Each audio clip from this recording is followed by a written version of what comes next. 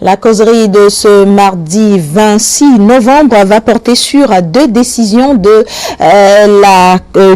Conseil des ministres, bien sûr, et sur ce plateau, l'équipe de tout. Le mardi est bien installé. Il s'agit de Mathias Sossou, d'Épée Gongoneur. Bonjour et bienvenue. Bonjour, chers consoeurs et chers téléspectateurs. Et également, nous avons Constant Yaouedou, il est directeur de Radio Planète. Bonjour. Bonjour.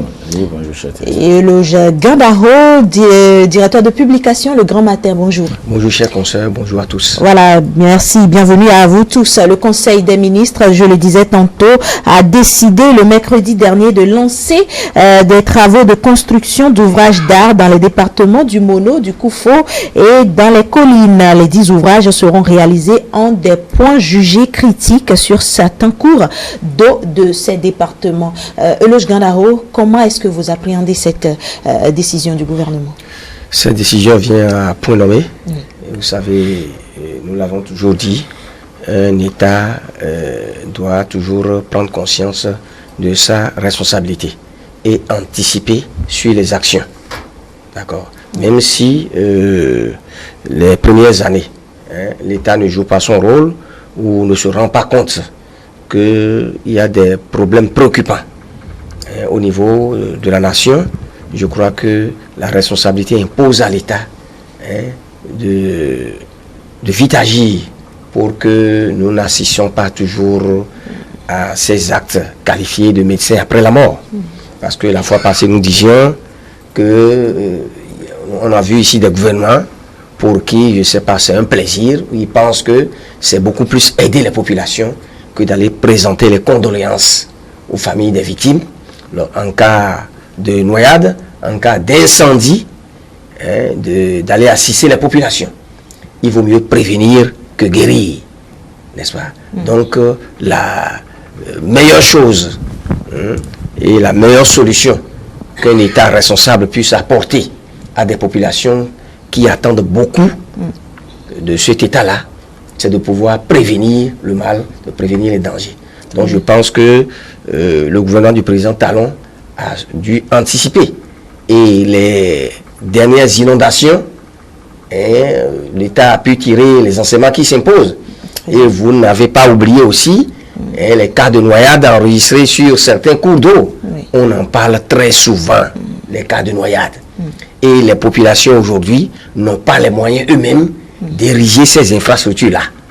Donc l'État, le gouvernement a fait preuve de responsabilité en se disant que vraiment il est temps d'installer sur ces points jugés critiques-là de ces cours d'eau et qui par moment font qu'il y a des cas de noyade. Je crois que le gouvernement en a pris conscience. Donc voilà. C'est une bonne chose. Et si ces infrastructures sont vraiment construites dans ces 3 départements-là, oui, ça pourra contribuer, ça pourra faciliter la mobilité des populations dans leurs activités et également prévenir ces cas d'accident. Ces cas d'accident. Constant et Yaouedou, pourquoi ces 3 départements, Mono, Koufo, Colline? Oui, on a souvent pensé qu'il y a des départements délaissés ou des départements oubliés. Oui. Et je crois que cette action que le gouvernement vient de poser prouve que l'État est pour tout le monde et que l'État doit penser à tout le monde et qu'il ne doit pas y avoir des départements ignorés. J'ai à peu près 3 appréhensions par rapport à cette décision. Oui. La première, c'est pour abonder dans le même sens que M. Gandaro qui parle de la mobilité. Et quand on parle de mobilité, c'est le convoyage aussi des productions. Oui. Vous voyez. Donc, quand vous êtes de ces genres de régions, un peu comme la vallée de l'Ouémé, de la Grande Vallée jusqu'à la Petite Vallée, où vous êtes dans une même commune et vous ne pouvez pas vous déplacer d'un arrondissement à l'autre pendant la crue, et ce que je dis, ça se passe à Ouinri, vous ne pouvez pas quitter Toroué pour Sagon quand il est en période de crue, et là c'est le même espace.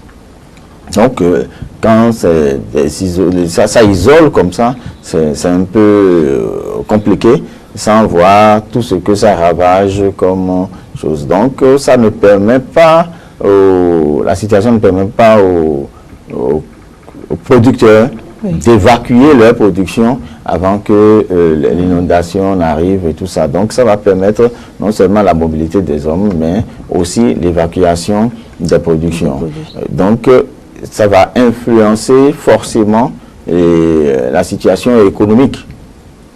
Vous voyez. Oui. Et l'autre chose, c'est que ces départements dont on parle aujourd'hui, on ne voit pas vite, mais c'est des départements qui sont limitrophes d'autres, au pays voisin, à un pays voisin. Par exemple, Mono-Koufo ouvre sur le Togo. Vous voyez, donc c'est beaucoup d'activités qui peuvent se développer entre le Bénin et le Togo dans ce département. On voit ce qui se passe du côté du Nigeria avec le même plateau. On voit comment les activités économiques se développent de ce côté-là, mais du côté du Mono-Koufo, on n'a pas les mêmes rendements, alors que c'est une zone de forte production, de Mono-Koufo. Donc je crois que ça va pouvoir donner des ouvertures économiques vers le Togo, des facilités d'écoulement des échanges de produits sur le Togo, et ça doit pouvoir impacter forcément l'économie nationale. Très bien. Mathias Soso, est-ce seulement le plan économique qui a motivé le gouvernement à choisir ces 3 départements? Les 3 départements qui ont été choisis ne sont pas seulement pour faire avancer l'économie. Dans le même temps que l'économie est motivée dans la prise de cette décision, il y a aussi le social. Parce que vous n'êtes pas sans savoir que chaque année de crue, on entend des chavirements de pirogues sur le lac Aémé, où il y a des bonnes dames qui perdent la vie. Et si déjà il peut y avoir l'érection de ces ponts-là, à ces zones critiques dont le gouvernement a parlé, je crois que ça va non seulement faciliter l'échange économique et puis les déplacements des habitants qui sont aux alentours de ces zones-là. Et vous me direz que celui qui est à Lada, qui doit aller à Bopa, doit passer par Ouida, alors qu'il y a un plus court chemin qui peut emprunter et tomber à Bopa. Et si il a envie par exemple d'aller à Lomé, c'est toujours par Ouida qu'il faut passer pour revenir à Koumé, alors que à côté tout près, il peut traverser en 5 minutes et rejoindre là où le point où il veut atteindre. Ça veut dire que quelque part, il y a aussi le social qui est facilité, en tout cas la collaboration des populations pour leur permettre de joindre les 2 bouts tout le temps. Quand on va ériger ces ponts, il va avoir quand même la facilité des cultures. Parce que celui qui est de l'autre côté du fleuve, qui doit aller se rendre au champ d'un autre côté, il a plus de facilité maintenant à aller quand même accomplir sa mission journalière. Et vous me direz que avec quels moyens le gouvernement peut aussi assouvir ses besoins. Je crois que le gouvernement qui est là a bien pensé, et le fait de vouloir ériger ces ponts, je crois que c'est quand même une bonne chose. Et ces cours d'eau là ne sont pas installés du jour au lendemain. C'est là depuis la naissance de ces villages-là, et depuis 1960 que les chefs d'État sont en train de se suicider à la tête de ce pays. Je crois qu'ils n'ont jamais pensé à ça. Mais c'est le moment quand même de remercier le chef de l'État qui a pris l'initiative de diriger ces ponts-là pour permettre quand même la mobilité des populations et leur permettre aussi de développer de petites activités et qui pourront leur apporter ce dont ils ont besoin pour rejoindre les 2 bouts. Voilà. Vous avez le pont d'Atiémé qui a été érigé sous le changement. On ne dira pas que ça ne sert que les gens de cette localité. C'est tout le pays que ça sert. Celui qui vient du nord, qui veut se rendre au Togo, il arrive désormais dans le Monolaya à Tiémé, il passe par là et il tombe dans le Togo, alors qu'ils devaient revenir jusqu'à Comé pour passer par Ilakondi et aller. Ça veut dire que quelque part, ces ponts-là, par exemple, je prends le pont de Bopa, ça ne sert pas seulement celui qui est à Bopa ou celui qui est à Lada. Moi qui suis dans le centre mono là-bas et que je veux me rendre à Lada, désormais, je ne prends pas Bopa et c'est vite fait. Ainsi de suite, quand je quitte Lokossa pour aller à Tito, je prends pas Lalo et puis je passe sur le pont et c'est vite fait. Donc c'est pour toute la population et non les populations riveraines seulement. Voilà, il faut rappeler que cette décision fait partie d'un plan plus global hein, du gouvernement et ces trois infrastructures n'en sont que le prélude. Eloge Gandaro, tout à l'heure vous étiez en train de les énumérer et ce que ces constructions, voilà, la construction de ces trois ponts pourrait servir aux populations. Mais est-ce que ça va véritablement permettre à ces populations qui longent ces axes tous les jours d'éviter les cas d'accident et de noyade? Absolument, absolument, parce que tout à l'heure vous parliez de l'aspect économique. Oui. Mais l'aspect économique, c'est les populations de la localité qui travaillent, qui sont en activité, n'est-ce pas, pour rendre dynamique cette économie-là, n'est-ce pas? On dit, bon, écoutez, ici, ça marche bien, ça contribue à la croissance de l'économie nationale, mais ça permet à ces populations-là également de mieux vivre. Mais il faut pouvoir être en vie d'abord avant de travailler. Vous êtes d'accord avec moi? L'absence de ces infrastructures-là, parce que sur ces cours d'eau-là, il y a des endroits où ces infrastructures n'existent pas. D'accord? Or, lorsque vous travaillez, vous produisez, pour faire écouler les produits, il faut que vous ayez l'accès facile, la circulation facile. Il faut qu'il y ait des endroits où vous arriviez à faire déplacer, à faire écouler vos produits. On a parlé du Togo tout à l'heure. Si déjà entre localités, entre départements, des problèmes se posent, n'est-ce pas, pour faire circuler les produits, alors qu'en sera-t-il des autres pays, des pays voisins? Donc, c'est pour vous dire que les populations sont conscientes qu'elles sont confrontées à ces difficultés-là. Et le gouvernement vient de répondre aux cris de détresse des populations en mettant en projet ce que nous venons de dire maintenant pour pouvoir leur installer ces infrastructures-là. Bon, maintenant, là où elles existent, il y en a qui sont dans un état de vétusté très avancé, qui sont de très mauvaise qualité. Et lorsque ces ponts sont de mauvaise qualité, vous imaginez que d'un jour à l'autre, que ça cède, que ça s'effondre et qu'il y a des cas d'accident.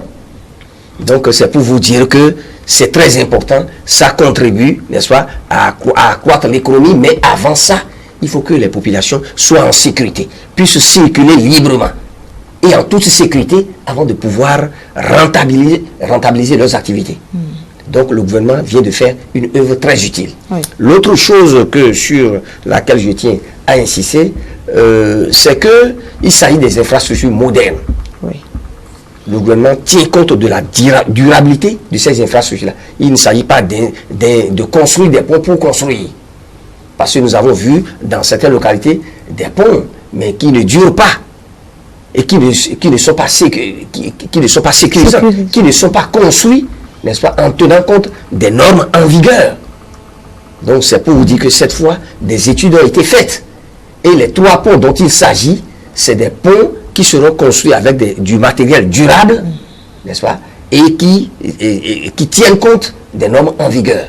Ce qui veut dire que la sécurité est véritablement assurée.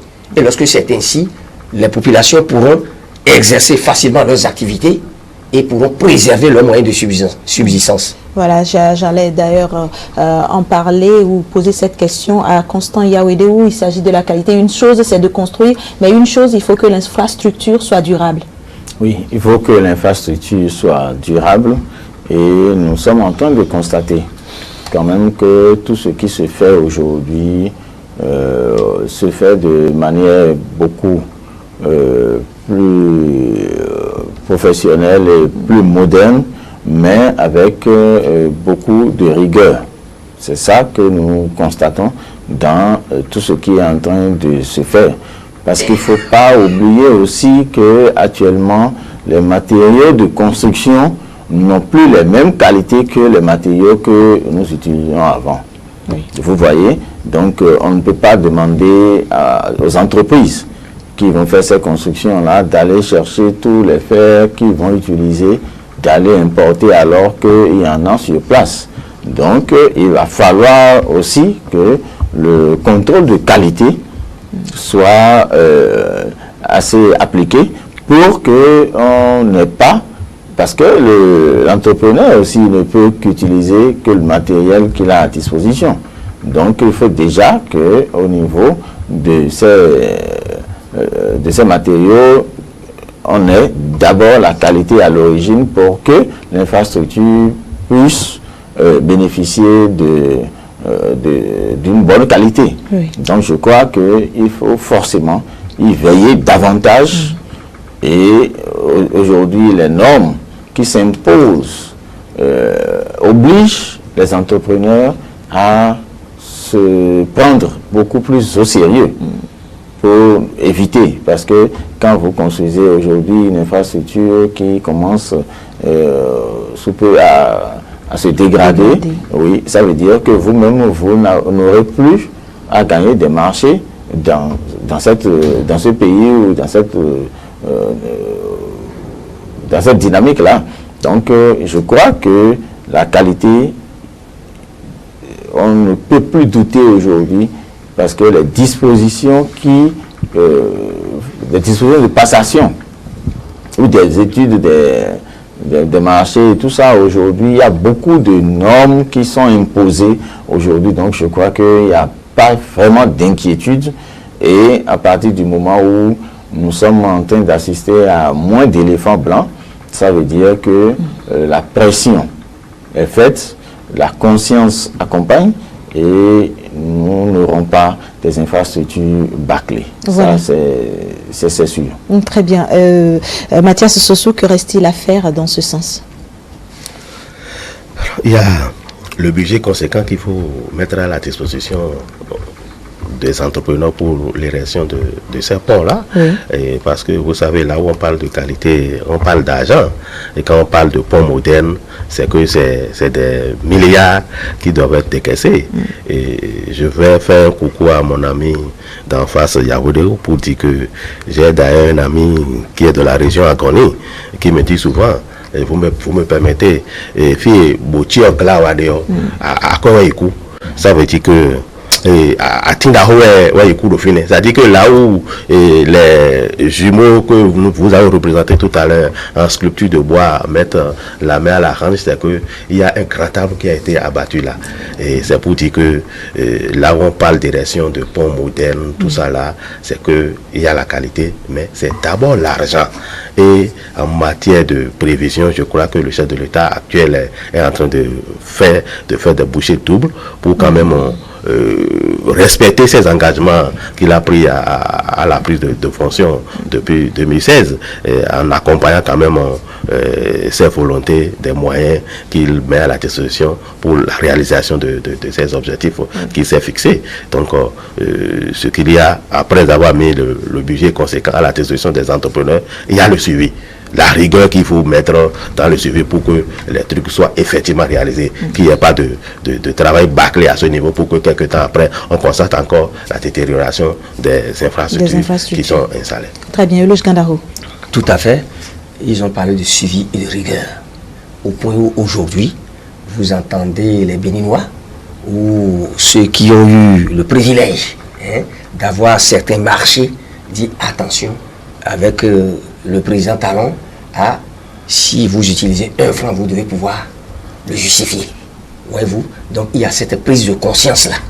Nous ne refusons pas, il y a toujours des brebis galeuses, que ce soit au niveau de l'administration, que ce soit dans le secteur privé, n'est-ce pas? Ceux-là qui ont eu la chance de bénéficier de certains marchés, des fonds publics, et qui les gèrent très mal, ou qui les gaspillent.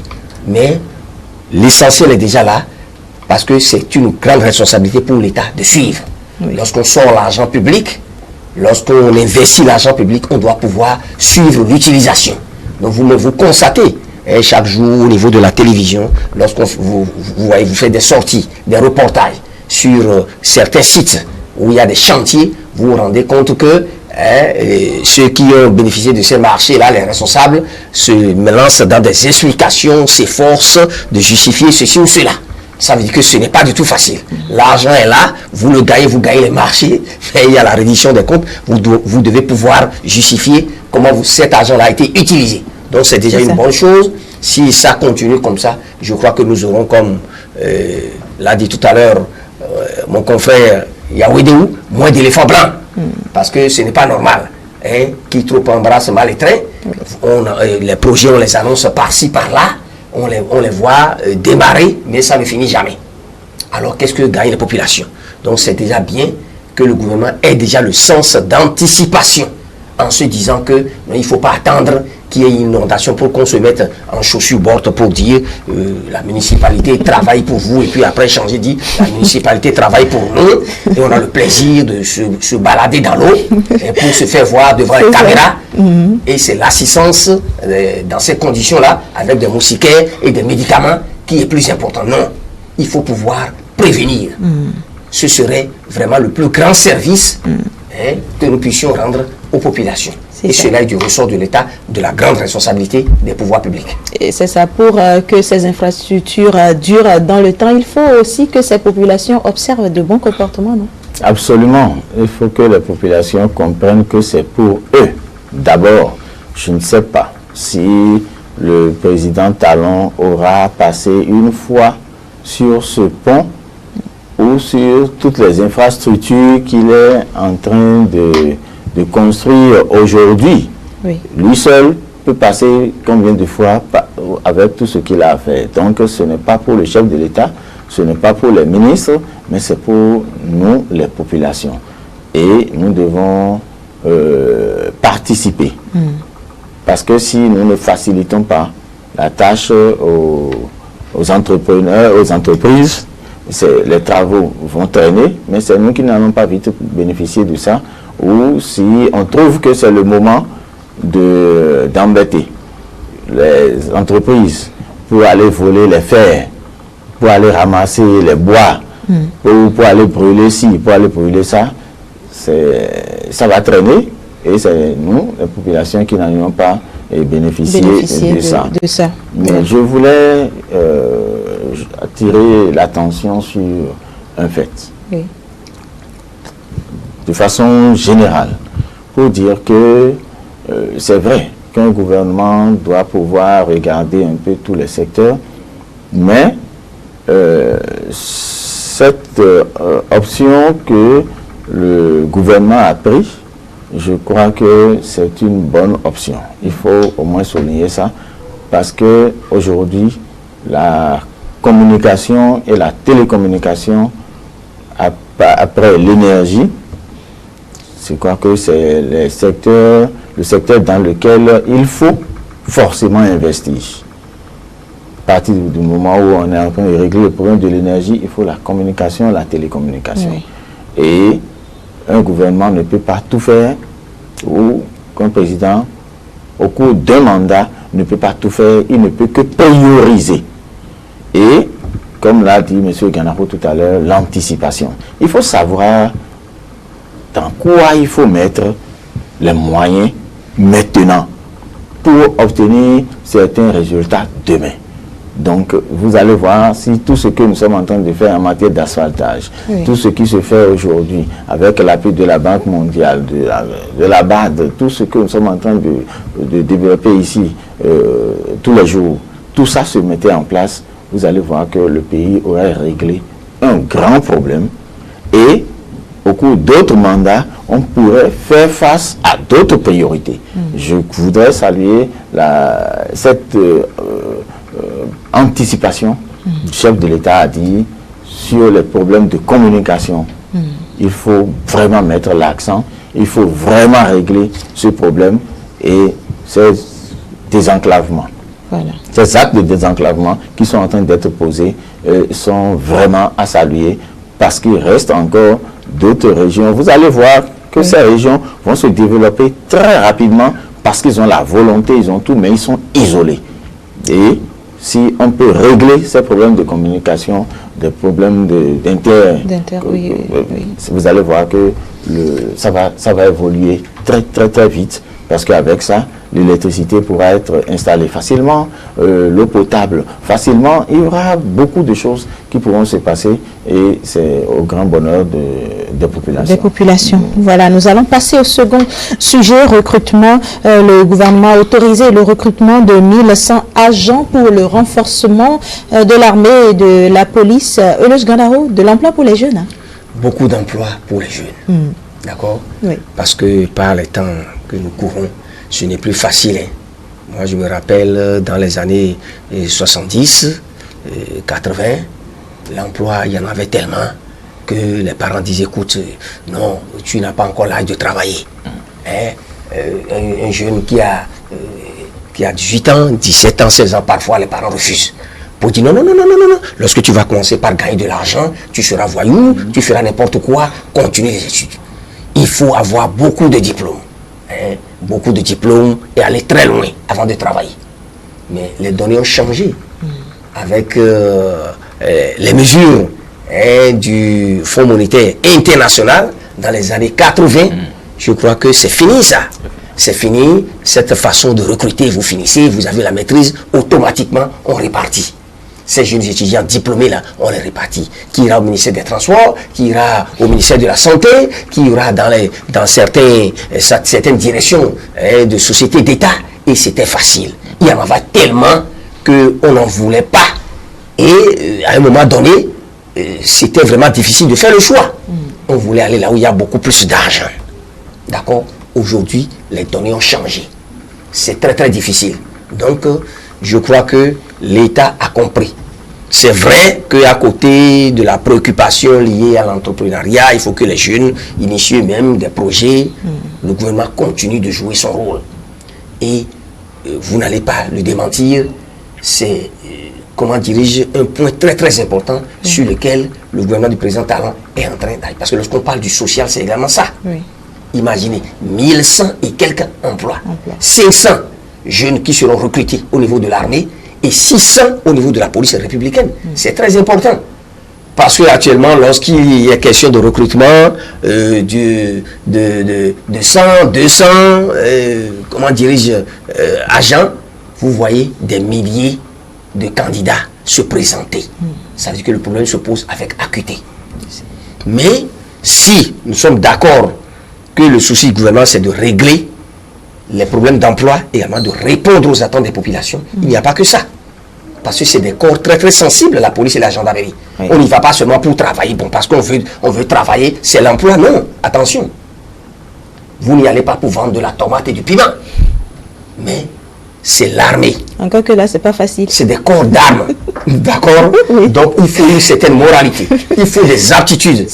C'est pourquoi, à côté de l'aspect renforcement de l'effectif de l'armée et de la police républicaine, il y a renforcement de capacité. Donc, ils seront formés. Une formation en bonne et due forme. Une formation, n'est-ce pas, dans le cadre de la réglementation en vigueur. C'est très important. C'est ça. Et après cet aspect-là, j'insiste là-dessus, la police, la gendarmerie, l'armée, c'est pas parce que, bon, on est des chômeurs, il faut aller s'agglutiner là-bas. Non. Je crois que je ne suis pas les responsables, les autorités au niveau de ce secteur-là savent que le processus, ce n'est pas facile. Les épreuves sportives, écrites et tout ça, et puis les enquêtes de moralité. Parce qu'il ne sert à rien, parce que nous voulons régler les problèmes d'emploi, de recruter des indélicats, des voyous, des voleurs qui demain se mettent en uniforme, et puis nous espérons que discréditent notre armée. Le cas. Surtout face actuellement aux problèmes très sérieux de terrorisme, d'insécurité. Dans la sous-région, c'est vrai que nous, au Bénin, ici, il n'y a pas encore de djihadistes, nous remercions Dieu, et il ne faut pas que ça arrive, mais nous sommes aussi concernés par ce qui se passe ailleurs et dans les pays voisins qui nous entourent. Donc, le gouvernement a vu juste en voulant renforcer les effectifs pour permettre à notre armée et à notre police d'avoir les ressources nécessaires de qualité pour faire face aux défis de notre temps. Si. Mathias Sossou, c'est également le renforcement de la sécurité. Bien sûr, parce que chaque jour que Dieu fait, il y a des anciens qui sont appelés à faire valoir leurs droits à la retraite. Aussi bien dans l'armée qu'au niveau de la police républicaine. Donc il y a de jour en jour des effectifs qui sont en moins et qu'on constate dans ces unités-là. Et c'est pour quand même prévenir que le chef de l'État a pris l'initiative de ce recrutement-là, où il veut pouvoir, au niveau de l'armée, 500 places et au niveau de la police républicaine 600. C'est pour dire que quelque part le souci de sécuriser les populations est d'abord son objectif premier, parce que vous n'êtes pas sans savoir qu'il n'y a pas ce jour-là que les hors-la-loi, ceux qu'on appelle les bandits, les gangs, ne cessent de faire leur loi aux populations. Pas plus tard que la semaine dernière, la police est allée abattre au moins 3 malfrats dans la région d'Abomey-Calavi. Et c'est pour dire que s'il n'y avait pas l'effectif qu'il faut pour quand même contrer ces velléités, je crois que les populations seraient tout le temps victimes de cette insécurité. Et c'est ce que le chef de l'État a compris en voulant mettre à la disposition de ces corps-là, de ces unités, cet effectif. 1100, ce n'est pas petit, c'est déjà beaucoup, mais c'est peu, parce que il n'y a pas ce jour-là que nous n'allons pas tout le temps décrier ces actes-là que nous constatons. C'est ça. C'est ça. Oui, Constant Yawédé. Oui, 1100, ça veut dire que dans 30 ans, 1100 iront à la retraite le même jour. Oui. Ça veut dire que l'effectif à chaque fois diminue. Il faut pouvoir planifier, il faut pouvoir compléter pour le faire. Donc, c'est nécessaire de faire le recrutement. Et l'autre chose est que nous sommes, quoi qu'on dise, à une phase d'expérimentation de la police républicaine. Oui. Et l'occupation de terrain est aussi à la phase expérimentale. Et vous voyez, il faut déconcentrer les commissariats et tout ça. Donc, la police républicaine est aussi à sa phase expérimentale. Donc, ils sont en train de constater qu'il faut de l'effectif. L'autre chose, c'est la collaboration police-armée aussi. Dans le même temps, nous sommes dans la sous-région en train de constater, avec ce qui se passe aujourd'hui au Burkina, qui était un pays très en paix, avec ce qui se passe aujourd'hui, il faut anticiper, il ne faut pas dire que ça n'arrive qu'aux autres. Donc il faut pouvoir prendre des dispositions, il faut pouvoir anticiper. Donc je crois, j'ai dit tout à l'heure qu'il y a forcément des priorités pour des régimes, mais on est obligé de ne pas oublier aussi les autres secteurs, et la sécurité, c'est d'abord ça.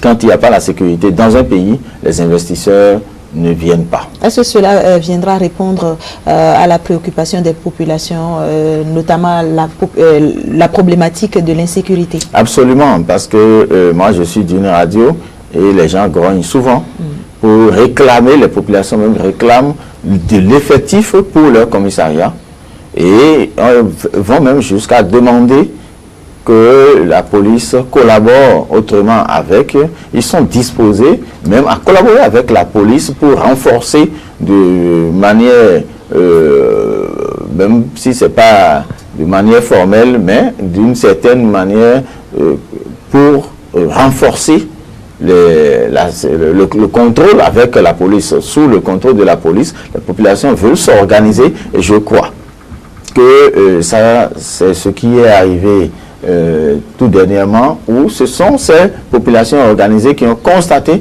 qu'il y avait des herbes dans des endroits sur la moto. Ils ont dit, mais vous là, venez ici, pourquoi il y a des herbes, une moto, c'est de la chambre, c'est sur la voie, mais vous avez traversé quelle brousse, alors que le propriétaire est abandonné dans la brousse, il a forcé pour faire chose. Bon, c'est ça qui a permis à la police de se mettre sur les pistes. Des agents de renseignement, oui, donc ils les ont bloqués et ils ont fait appel à la police et la police a pris la relève. Donc je crois que s'il y a déjà cette collaboration entre population et police, ça veut dire que la nécessité est là. Et si le gouvernement vient à combler quelque peu, et on doit pouvoir s'allier pour dire ce n'est qu'un pas, il reste encore d'autres pas à faire parce qu'il y a des arrondissements dans le pays qui ont encore besoin d'effectifs, qui ont besoin de commissariats, qui ont besoin d'effectifs et d'autres moyens. Parce que recruter, c'est vrai, il faut leur donner aussi les moyens. Donc, ce n'est pas facile. De loin, on dit le nombre n'est pas... Mais quand c'est le nombre, il faut aussi les moyens aussi. C'est ça. Donc, il faut voir seulement le salaire qu'il faut leur payer. Mais non, les moyens à leur disposition, c'est pas facile aussi. Donc, c'est un travail difficile. On ne peut que saluer ces prouesses du gouvernement.